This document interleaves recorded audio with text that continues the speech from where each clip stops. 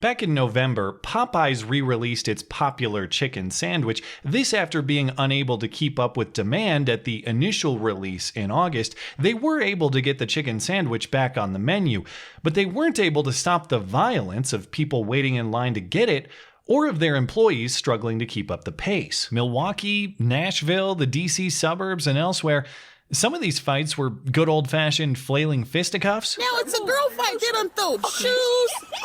More. And others were more creative and resourceful. At one point, someone grabs a fryer basket, all as customers are waiting in line. One case in Maryland even turned fatal. According to police, a guy cut the Popeyes line, and so another guy cut him, stabbing him to death and now awaiting trial for murder. Despite this pattern of conflict, student racial activists at the University of Oklahoma are now looking to Popeyes for peace, harmony, and healing after supposed racist incidents on campus. And ironically, they're not asking nicely, they're demanding it. In a story I otherwise would think has to be some sort of distasteful racist joke, but multiple outlets confirm is as real as a sandwich so good you'd face life in prison for it. The Black Emergency Response Team at the University of Oklahoma, as the name suggests, is a student organization built to respond to black emergencies on campus. Cynically, to the outsider, it looks more like the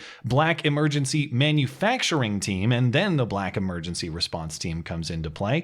And the current response is the occupation of the school's central administrative building with a sit-in and a hunger strike, plus the usual list of demands about diversity training this and multicultural center that. So what is the alleged emergency?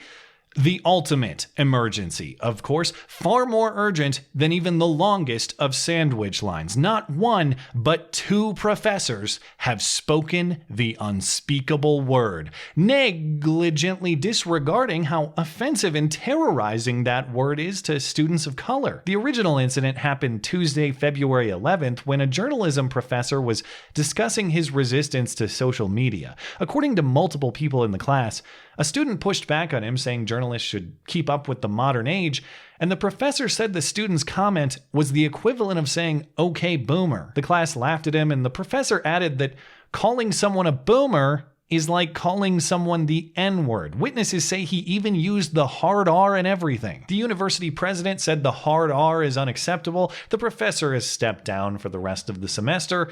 And the Black Emergency Response Team held a town hall to cope and to strategize. Was that really an emergency, or is that just a professor who's only as clownishly sensitive as these student activists themselves? If he was out of line for his dramatic reaction to an offensive word, perhaps the proper response is to mock him for his sensitivity, not compete with him in the sensitivity Olympics. But little did the Black Emergency Response Team realize another emergency would soon be upon them. Less than 2 weeks later, another professor in the history department said the N-word multiple times while reading from a 1920s U.S. Senate document. She did issue trigger warnings before the reading, and she says she read the document uncensored to help her class recognize the historical ugly context of that word. She says, quote, "By directly quoting a U.S. Senator, James Reed, I wanted all the students in class to recognize an ugliness in U.S. history that is unfortunately still part of some students' lived experience.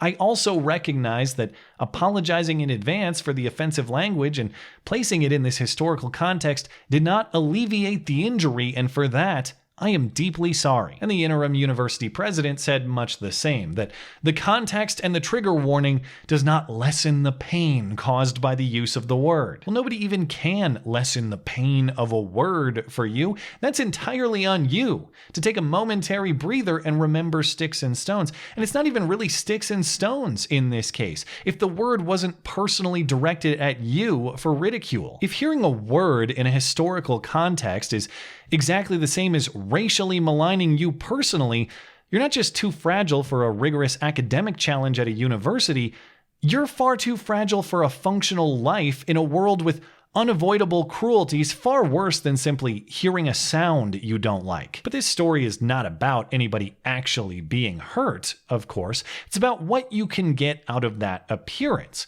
Never let a good crisis go to waste, in the words of the former Chicago mayor, especially if you can leverage that sandwich that other people are dying for. It's not pain or suffering or struggle that's driving this student sit-in.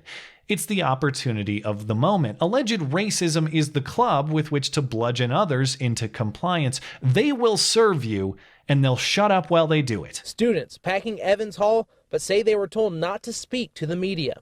Are you a student here? Yes. Talking to the media? Like, that's part of Bert's demands as well as not talking to them? Oh, okay. Yeah, I want to support Bert. I'm not going to talk to you. I want to support the Black Emergency Response Team. And that's why I'm not allowed to say my own words in support of the Black Emergency Response Team. I take my orders based on the race of the person who gives them.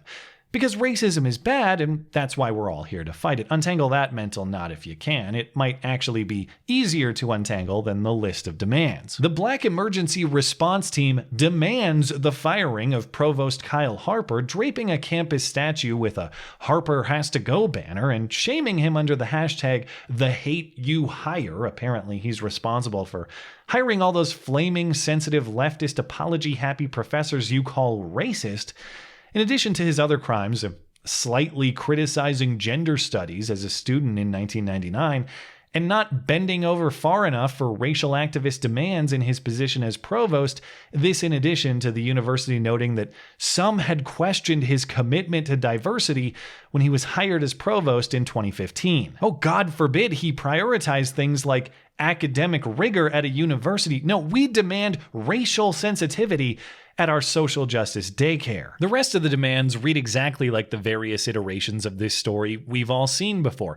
Mandatory equity training for all faculty, mandatory semester-long diversity class for all incoming students, plus a brand new shiny multicultural center for marginalized groups on campus to include Black therapists to discuss specifically Black psychological issues. It's weird how the historical trauma of segregation is now supposed to be treated by segregation, but okay, whatever. There is one small detail in this demand for a multicultural center, though.